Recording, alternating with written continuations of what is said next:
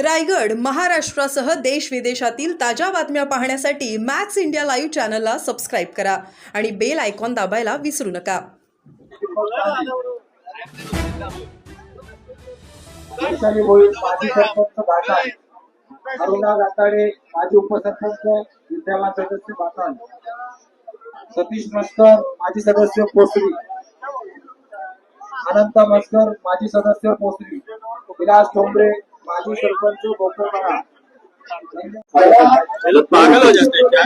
पक्ष प्रवेशाची जरी नावं वाचू द्या. पक्ष प्रवेश झाल्यानंतर हे पुढे या.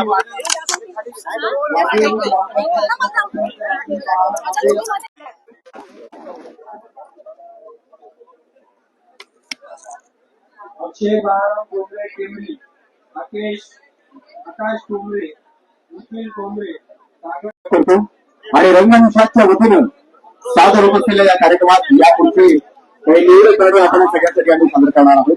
या धर्तीवर आपण राहतो, या धर्तीचा आपण सगळ्यांना अभिमान आहे. याच मला सांगायला आनंद होतो की आज रायगड जिल्ह्यामध्ये जे कोकणाचं प्रवेशद्वार म्हणून ओळखलं जातं, या प्रवेशद्वारामध्ये आज शेतकरी कामगार पक्षातील ज्येष्ठ नेते आदरणीय जयम म्हात्रेजी आणि त्यांचे सुपुत्र प्रीतम म्हात्रे आणि त्यांच्या बरोबर या रायगड जिल्ह्यामधील पनवेल तालुका असेल, उरण तालुका असेल, खोपोली असेल किंवा त्याचबरोबर संपूर्ण रायगड जिल्ह्यामधल्या विविध तालुक्यांमध्ये गेली वर्षानुवर्ष शेतकरी कामगार पक्षाच्या माध्यमातून तळागाळातील प्रत्येक व्यक्तीबरोबर ज्या असंख्य कार्यकर्त्यांची आणि पदाधिकाऱ्यांची नाळ जुळली होती, हे सर्व कार्यकर्ते या दोघांच्या नेतृत्वामध्ये आज रायगड जिल्ह्याचं नेतृत्व आदरणीय लोकनेते रामशेठ ठाकूरजी, आदरणीय प्रशांत ठाकूरजी आणि महेश बालदी ही सर्व मंडळी या सर्वांच्या नेतृत्वामध्ये आज देशाचे पंतप्रधान नरेंद्र मोदीजी आणि महाराष्ट्र राज्याचे लोकप्रिय असे मुख्यमंत्री आदरणीय देवेंद्रजी आणि महाराष्ट्र राज्याचे भारतीय जनता पार्टीचे अध्यक्ष आदरणीय बावनकुळेजी आणि आज संपर्क मंत्री म्हणून आशिष शेलारजी या सगळ्यांनी गेली वर्षानुवर्ष असे विचार करत होते की रामशेठ ठाकूरजी आणि जयम म्हात्रेजी ही रायगड जिल्ह्यामधली असणारी एक ताकद आहे आणि ही ताकद समाजसेवेच्या माध्यमातून तिथल्या असणाऱ्या भूमिपुत्रांबरोबर सातत्याने जोडलेली आहे आणि ही ताकद एकत्रपणे राजकीय दृष्ट्या सुद्धा एकत्र आली पाहिजे.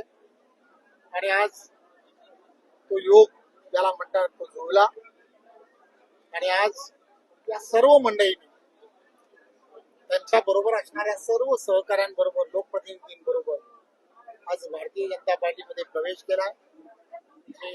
भारतीय जनता पार्टीचा महाराष्ट्राचा कार्याध्यक्ष म्हणून त्या सर्वांचं मी भारतीय जनता पार्टी पक्षामध्ये खरं तर आल्याबद्दल त्यांचं खूप खूप आभारी मानतो आणि मी त्यांना आश्वासित करतो की ज्या विश्वासाने ही सगळी मंडळी आणि त्यांच्या बरोबर असणारी सर्व मंडळी ही भारतीय जनता पार्टी पक्षामध्ये एक चार परिवार म्हणून आलेली आहेत, त्यांच्या विश्वासाला कुठेही तडा जाऊ देणार नाही आणि आम्ही सर्वजण एकत्र मिळून इथल्या असणाऱ्या जनतेची प्रलंबित कामं ही केंद्रातलं असणारं आदरणीय पंतप्रधान नरेंद्र मोदीजींच्या नेतृत्वातलं सरकार आणि महाराष्ट्रामध्ये आदरणीय मुख्यमंत्री देवेंद्रजी यांच्या नेतृत्वातलं असणारं महायुतीचं सरकार एकत्रपणे इथल्या असणाऱ्या अनेक ज्या समस्या आहेत, अडचणी आहेत त्या एकत्रपणे सोडवून आणि येणाऱ्या ज्या निवडणुका आहेत त्या निवडणुका या भारतीय जनता पार्टीला एक चांगलं बळ याच्या येण्याने आलाय असं मला वाटतं. त्यामुळे मी पुन्हा एकदा सर्वांचं खूप खूप धन्यवाद देतो. जय हिंद जय महाराष्ट्र. सर भारत पाकिस्तान आदेशानंतर स्थानिक स्वराज्य निवडणुका आनंद होतो की चांगले वैचारिक दृष्ट्या ज्यांची चांगली